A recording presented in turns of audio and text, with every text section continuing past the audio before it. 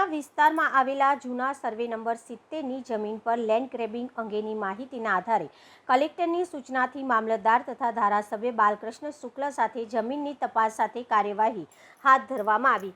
શહેરના સંવેદનશીલ વાડી વિસ્તારમાં આવેલા જૂના સર્વે નંબર 70ની જમીન સરકારની જમીન છે, જેના પર અગાઉ ગણોત ધારા હેઠળ જમીન હતી, જેમાં શ્રી ગણપતિ મંદિર ટ્રસ્ટની જમીન 7 થી 8 વિધર્મીઓ દ્વારા પચાવી પાડી હોવાનું પૂર્વ મ્યુનિસિપલ કાઉન્સિલર વિજય પવાર દ્વારા કરવામાં આવેલી આરટીઆઈમાં ધ્યાનમાં આવતા સમગ્ર મામલે રાવપુરાના ધારાસભ્ય સાથે તેમણે ગૃહ રાજ્યમંત્રી હર્ષ સંઘવીને જાણ કરી હતી।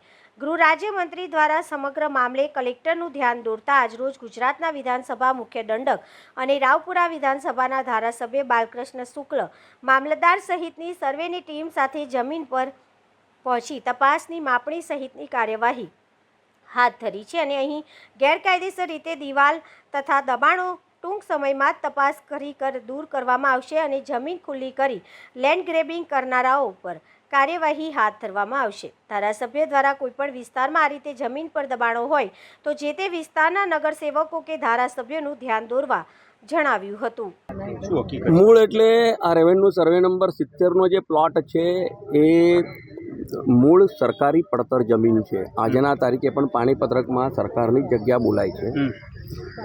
70ના તબક્કામાં 1970ની આસપાસમાં ગણપતિ મંદિરનું નામ એમાં આવ્યું। ત્યારબાદ સમયાંતરે કેટલાક સ્થાપિત હિતો દ્વારા અંદર પોતાનું નામ નાખવાની પ્રક્રિયા ચાલુ કરી અને બીજા તબક્કામાં તો કેટલાક અસામાજિક તત્વો પણ આપણે કહી શકીએ તેઓના દ્વારે બીજા કોઈ ઠેકાણેનો પ્લોટ હતો તે પ્લોટ અહીં બતાવીને અહીંયા એમને દબાણ કરીને કામકાજ ચાલુ કરવાની જ્યારે વાત થઈ ત્યારે આ વિસ્તારના જ અમારા પૂર્વ કોર્પોરેટર પાર્ટીના નેતા વિજયભાઈ પવારના આ વિષય ધ્યાનમાં આવતા તેમણે અમને રજૂઆત કરી। અમે રાજ્યના ગૃહમંત્રી શ્રી અને પ્રભારી મંત્રી શ્રી માનનીય હર્ષભાઈ સંઘવી સાહેબની સાથે એમની રૂબરૂ મુલાકાત કરાયા બાદ વિગતની તલસ્પર્શી તપાસ કરતાં તેમને ખૂબ ગંભીરતાથી આ મુદ્દો કલેક્ટરશ્રીની સૂચના આપી અને કલેક્ટરશ્રી અને મ્યુનિસિપલ કમિશનરશ્રીના એક સંયુક્ત અભિયાનના ભાગરૂપે સતત એક પ્રોસેસ ચાલતો રહ્યો। સરકાર એમાં સુઓ મોટો પોતે દાખલ થઈ અને ત્યારબાદ જેટલા નામો હતા બધા નામો કમી કરવામાં આવ્યા છે। આ જે નામો ખોટી રીતે અંદર આવ્યા હતા તેમના પર પણ યોગ્ય સમયે સરકાર પગલાં લેશે, પરંતુ આપના માધ્યમથી તમામ નગરજનોને વિનંતી કરું કે આવા પ્રકારની કોઈ પણ વાત કોઈ પણ ઠેકાણે ખોટી રીતે જમીનમાં કોઈ ઘૂસી ગયું હશે તો એ વિસ્તારના અમારા સ્થાનિક નેતાઓનું આપ ધ્યાન દોરશો। તે તમામ જગ્યાઓ ખુલ્લી કરવા માટે ભારતીય જનતા પાર્ટી કટિબદ્ધ છે। દિવાલ ચણી દીધી આટલો હુકમ છે તેમ છતાં એટલે હુકમ આ એ જે મેં કીધું અસામાજિક તત્વો જે મેં શબ્દ વાપર્યો એના માટે જ આપ્યો, પણ ઠીક છે ને એમને દિવાલ ચણી દીધી એમનો વિષય છે। સરકારશ્રીના અધિકારીઓ અત્રે ઉપસ્થિત છે, મામલતદારશ્રીને બધા લોકો છે, પોલીસ પણ છે, કોર્પોરેશન પણ છે, એટલે આમાં જે પણ નાગરિકોએ જેને પણ આ કામ કર્યું છે તેના પર સરકાર પગલાં લેશે। બધું જ થશે જે રૂટીનમાં જે થાય છે કોઈના દબાણમાં અને સરકારી જમીનમાં ઘૂસ્યા પછી જે પણ થાય છે કાયદાકીય રીતે બધી જ વસ્તુઓ થશે। પરંતુ હું ખાસ કરીને કલેક્ટર સાહેબ અને રાજ્યના માન્ય મુખ્યમંત્રીશ્રી અને હર્ષભાઈ સંઘવી સાહેબનો ખૂબ આભાર માનું છું કે ખૂબ જ ઝડપથી આખો પ્રોસેસ કરીને તેમને આ કામ પૂર્ણ કરી દેવા તમને તમામનો હું વડોદરા વતી ખૂબ આભાર માનું છું। Thank you. आज वडोदरा शहर पूर्व वडोदरा कस्बाना सिटी सर्वे नंबर 1424/2 આ જમીન છે।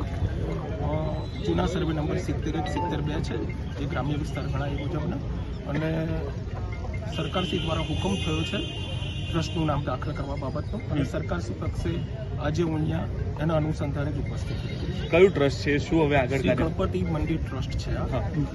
આવું કોઈ ટ્રસ્ટ હાલમાં હજી તપાસ ચાલુ છે કે આવું કોઈ ટ્રસ્ટ જૂનું નોંધાયેલું હોય એના નામ હોય તો એની ચેરિટી કમિશનર કચેરી પણ તપાસ ચાલુ છે। હાલ ટ્રસ્ટ વતી હું ઉપસ્થિત થયો છું પોસેશન સંભાળવા માટે। સર, આ જમીન આખો વિવાદ કઈ રીતથી થયો અને કોણ એન્ટર થઈ ગયું હતું, કયા પ્રકારે તમારી પાસે પ્રાથમિક શું માહિતી છે? પ્રાથમિક માહિતી એવી છે કે બહુ વર્ષો પહેલાં આ ટ્રસ્ટની જમીન છે। ટ્રસ્ટની જમીનમાં ગણોતિયા પ્રસ્થાપિત થયેલા, પણ કાળક્રમે ગમે તે હોય પણ અન્ય વ્યક્તિઓનો કબજો હતો, એમાં સર્વે નંબરની એમને ભૂલ થયેલી કે ભાઈ આ જમીન અમારી છે, બીજી ખરેખર એમની જમીન બીજી છે, એટલે એમને શરત ચૂકથી આ જમીનમાં કબજો હતો. કોનો કબજો હતો? એ બધા અમુક 7-8 પર્સન છે. કોઈનું નામ તો હશે ને આપની પાસે સર? એ રેકર્ડ પરથી જોઈને આપણે આપની પાસે રેકોર્ડ નહીં સર. આપ આટલા જવાબદાર વ્યક્તિ છો, કોણ છે? કોઈ કોમ્યુનિટીના છે? અન્ય કોમ્યુનિટીના છે. ઓકે. એમનો કબજો હતો આમાં. હા. બરોબર. અને માનનીય કલેક્ટર સાહેબશ્રીએ ટ્રસ્ટનું નામ દાખલ કરવા હુકમ કર્યો છે. આપનું નામ? અલ્પેશ જોશી, મામલતદાર. વાડી વિસ્તારમાં આવેલી આ જમીન સરકારી પડતર જમીન છે. ફરીથી લે ચલા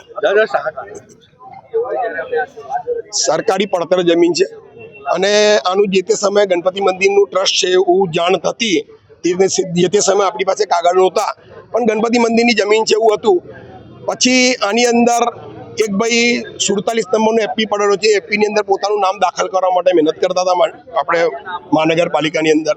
અને પછી મારા ધ્યાન પર આવતા એ બધા પેપર્સ મેં કઢાયા તો એવું જાણવામાં આવ્યું કે 1970ની આસપાસ ગણપતિ દેવસ્થાનની આ જમીન અને દેવસ્થાનનો કાયદો કેન્સલ થવાના લીધે પછી આની અંદર ગણોતિયા ધીરે ધીરે ઘૂસવા લાગ્યા.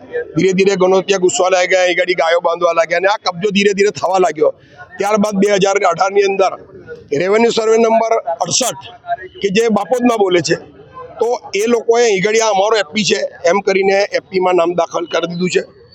અને ત્યારબાદ મને જાણ મળી એટલે મેં મુખ્યમંત્રીશ્રીને પત્ર લખ્યો અને કલેક્ટરશ્રીને જાણ કરી. અમારા આદરણીય ધારાસભ્ય બાળુભાઈ શુક્લ એમને મેં ટેલિફોનિક વાત કરી, કારણ કે સત્ર ચાલતું હતું, એ ગાંધીનગર હતા. એટલે એમને તાત્કાલિક અસરથી મને કીધું કે તમે ગાંધીનગર આવી જાઓ. એટલે મેં 3 માર્ચે ગાંધીનગર ગયો અને ગાંધીનગર ધારાસભ્યશ્રીને મળ્યા પછી એમને રૂબરૂ મુલાકાત મને હોમ મિનિસ્ટર સાહેબ જોડે કરવામાં આવી. હોમ મિનિસ્ટર સાહેબ બધા પેપર્સ ચકાસ્યા અને કલેક્ટરને જાણ કરી, મ્યુનિસિપલ કમિશનરને જાણ કરી, એમના અધિકારીઓને બોલાયા અને પછી આ કેસ કલેક્ટર ઓફિસમાં ચાલી જતા 28/7/2025ના આ 100 મોટો દાખલ થઈ ગઈ છે. એટલે આ પ્રમાણે આ જમીનની અંદર જેટલા બી લોકોએ અંદર મદદ કરી હોય નામ નાખવા માટે, ગણોતિયાનું નામ દાખલ કરવા માટે, કે મુસ્લિમ આશા બીબી હાજીરાજેના વારસદારોનું નામ દાખલ કરવા માટે જેમના બી મહેનત કરી હોય એ બધા પર ફરિયાદ થવી જોઈએ મારી માગણી છે. બિલકુલ. અચ્છા.